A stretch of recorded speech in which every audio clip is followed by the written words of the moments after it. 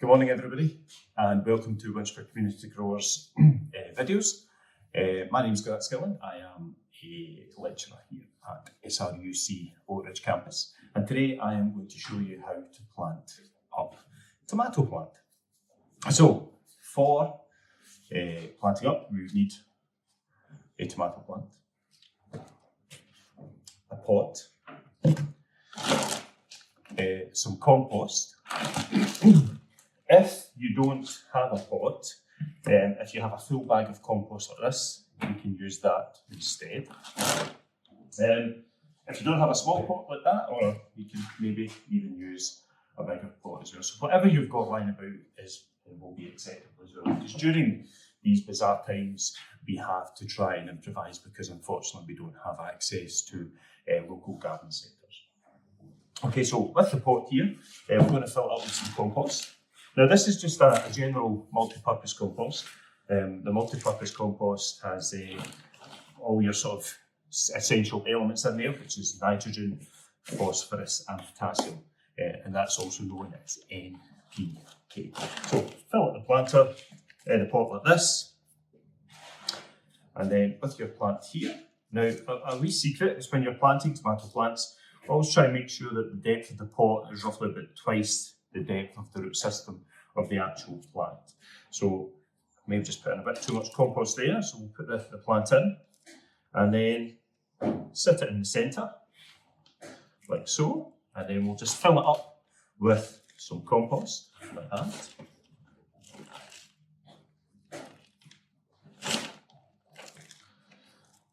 There.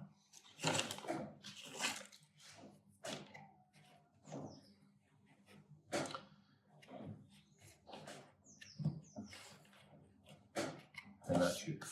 Okay, so we've now got our tomato plant planted into the pot.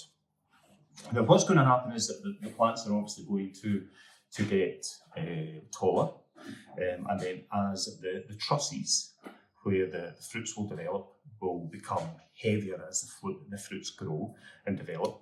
So what we need to try and do is we actually need to support the plants. So there's several things we can use.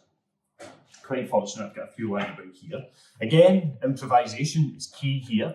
We can use sort of small plant sticks like this one. This one's roughly about 30 centimetres. You can also use a typical garden cane. Again, this one's probably about 3-4 feet, probably about 1.2 metres high. So you could use that.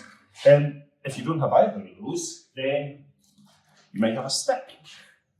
Or a broom handle, which we've got some old brushes over there. Again, it's all about improvisation and it's all about trying to support the plant as best we can. So what I'm going to do is I'm going to use the cane. And the reason why I'm going to use the cane is because the plant is going to get taller. And if we put the cane in here like this, okay, so you've got your cane like so. Now, the next thing we have to do is we have to try and attach the cane and the plant together. Now, by doing so, we use these wee rings, these wee sort of aluminium rings that are quite bendy. And basically, I don't know if you can see that in the video, in the camera there, but we'll basically put this round the plant like so, and then you just squeeze it closed. And then what we'll do is that will hold the plant together. Now, against the cane. And then that will keep the plant supported so that it won't bend over and snap, because the last thing you want to do is for the plant to actually snap in place. And that is how you grow, or that's how you plant and support tomato plant. Now, if you are going to move, I'm assuming that not everybody's going to have them on tables and you're going to sit them on the ground. Just going to add a tiny bit of compost there, like that. If we sit this on the ground like that, so I don't know if you can see here, we'll sit it there. Now, the problem that you're also faced with is that this can become a bit of a hazard. So maybe young kids or people might potentially take their eye out of this. So what I suggest is if you get some tape or something that you can put around the top, and that just takes away the danger there. Or you get these wee caps. You might have some of them kicking about in your shed or garden or whatever, which would be good as well. Okay, so once we're finished planting it, I'm just going to give you a few wee sort of things that you need to do as the plant will grow and develop. As the plant grows, you will find that small shoots, I'm going to use this plant here just as a demonstration, I'm going to show you that there will be small shoots within the branches here.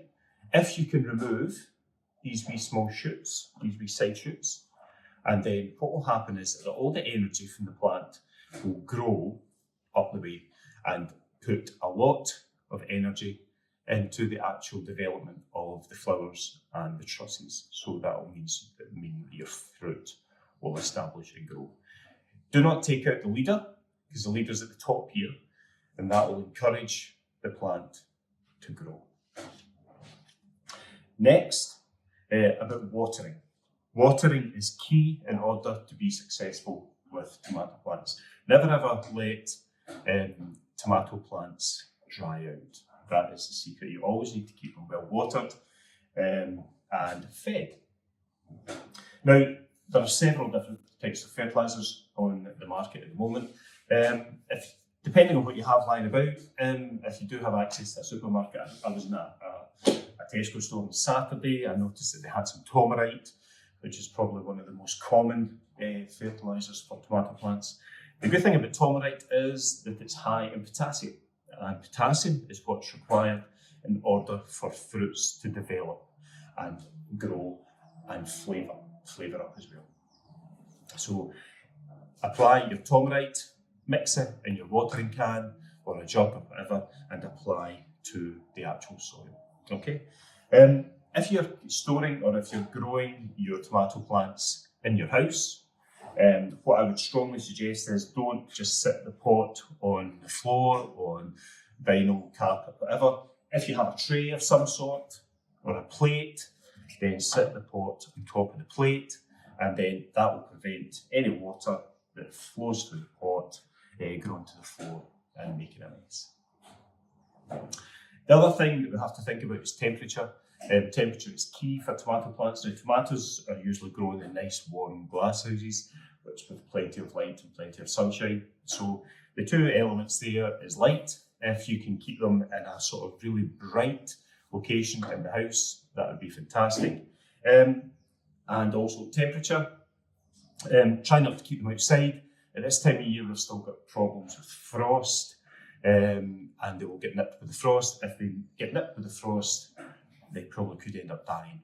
So I would suggest that you try and keep them indoors as long as possible. Once there's no more risk of frost, if you're very fortunate enough to have a really, really sheltered south-facing garden, by all means, try and grow them outside. That'd be great. If not, keep them at the patio doors, and that will give them enough heat and light in order for them to grow and flourish.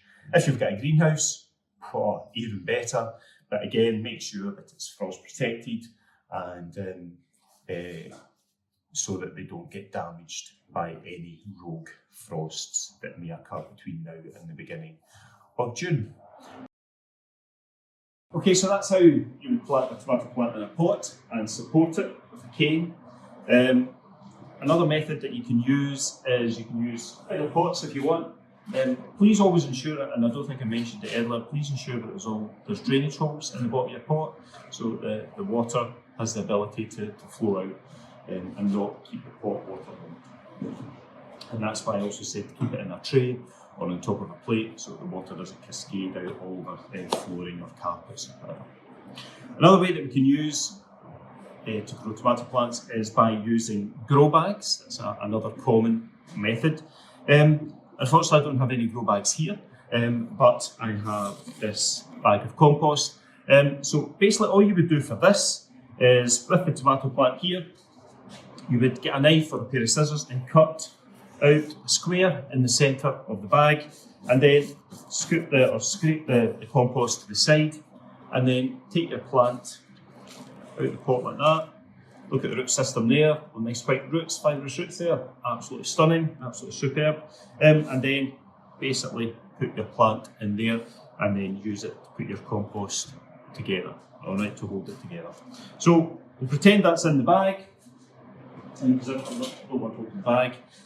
Yeah, sort of same sort of rules apply. Once it's in the bag, you could use the cane, you can use the plant stick. You might struggle with a bigger stick like that just because of the depth of the compost. So trying to support it would be quite tricky, so I'd probably suggest maybe using a cane. If you've got a greenhouse or a glass house or whatever, then that's fantastic. Another way that you can actually support tomato plants is using string. Now this is an old-fashioned method that's been around for ages. So again, you can sort of attach the string to something on the ground. So you can either attach it to the bag or underneath the bag, and then train it up, and then attach it to the actual structure of the greenhouse, and then basically just wrap. We'll pretend the stick is the string. So basically just wrap the plant around the string, and what it'll do is it'll spiral itself up the actual string, and that's a great alternative way of supporting plants as well. Again, with the string, or with your sticks, or with your canes, or whatever, the small plant rings, again apply, put your stick in, and then these just open up like so, and then just wrap them around the plant. Now, don't squeeze them too tightly, enough to stop it to support the plant, but don't jam it tight, because that will restrict the development and the growing of the actual stem of the plant as well. With the grow bags as well, yeah, same rules apply for watering. Make sure that they don't dry out. Make sure that it's well watered, and you've got your Tomerite there as well to ensure that the plants are as healthy as you possibly can. Remove the side shoots as the plants start to develop. As the plants get taller and start to develop as well, what you want to do is try and encourage light into the actual trusses of the fruit, so that the fruit will start to develop and start to colour. Because the fruit will obviously start to grow green, and then eventually start to colour up. A wee secret is to remove some of the leaves. Now basically, if you're doing that, you just push them up the base, and they'll come off very, very easily. You just hear them clip, and it comes off. If nobody's ever grown tomato plants before, just have a smell. Oh, absolutely love tomato plants. Yes, that's how you would grow it in a grow bag. Okay, so we've moved down to the glass house now to water the tomato plant. Things that you can use: watering can, hose, which I've got a hose down here. However, please make sure the pressure of the hose is quite low. The last thing you want to do is turn the hose on at high pressure, and then it washes out all the compost out the pot. Okay. During these weird and wonderful times, we may not have access to a garden centre or a DIY store to buy a watering can or hose, whatever. So we may have to improvise. So you could use jugs, cups, plastic bottles, that type of thing. As long as you get the moisture into the pot, that's absolutely great. How often do you water the plant? Well, determined by the weather. If the weather's like this, really warm, dry and sunny, and a lot of light, a lot of heat as well, then you have to water often. That could be up to maybe once, maybe even twice a day. If the weather is a bit cooler, a bit shadier, there's more cloud in the sky, then you might not have to water it just as often. Other telltale signs that you can look for is that when you water, the compost tends to go that sort of black, dark colour. So that's a sign that there's quite a lot of moisture in the soil there. However, as the compost starts to dry out, it tends to turn that a little bit more browny, a light browny colour, and that's a symbol of it actually starting to dry out. Okay, so to water, we basically just water like that. If it's in a house, if you're in the house, please make sure that there's a tray underneath or a saucer, whatever, so it stops the water sort of leaking out and draining out as well. One thing you must not do, and please don't allow your plant to dry out, because what will happen is if it dries out, then a crust will develop along the top of the compost there. So when you actually go back to watering, the water will not penetrate the crust and reach the roots of the plant. The roots are the key factor in the plant. They're the ones that they have to get the water. If they don't get the moisture, the plant will not grow and the plant will eventually die. So please make sure that you do not dry your plant out. And that's it. That is how to water a tomato plant. Have great fun in doing it, and then please send me some pictures so that I can see how you are all getting on, but have great fun doing this. Please do take care, stay safe, and I'll hopefully see you all soon. Bye bye.